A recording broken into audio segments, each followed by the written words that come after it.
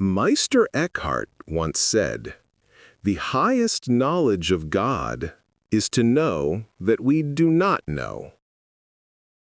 Beyond thoughts, beyond beliefs, there is a luminous stillness where knowing and being are one. It is not ignorance, but awakening. The human mind seeks to know, to name, to hold, to define. But God cannot be contained by concepts. The more we know about God, the further we drift from His immediacy. True knowing begins when the mind falls silent.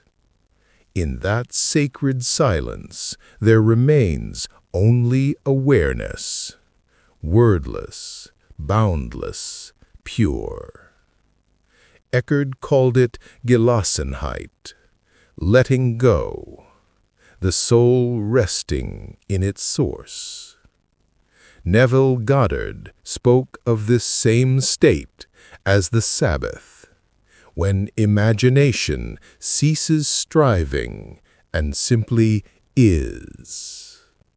Eckhart Tolle calls it presence, the end of mental noise, where consciousness looks at itself and recognizes the eternal now.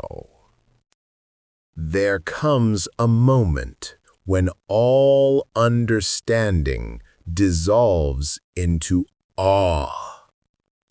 The intellect bows before the mystery, and the heart becomes the vessel of God. The soul no longer says, "I know," but only, "I am." Knowledge is dual, subject and object. But in union, there is no longer two. The divine does not think itself. It simply is itself. That is the unspoken prayer that transcends all words. When all thoughts fade, and even the thought of God disappears, what remains is God. It is not darkness, but dazzling light, too pure to be seen. You do not find Him.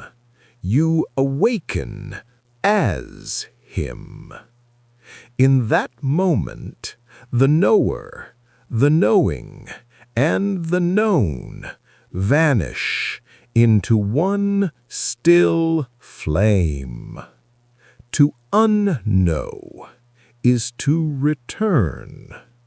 To return is to remember what has never been lost. Meister Eckhart said, "God is not found in the sound of words, but in the silence that follows them." When you no longer need to know, you have become what you sought.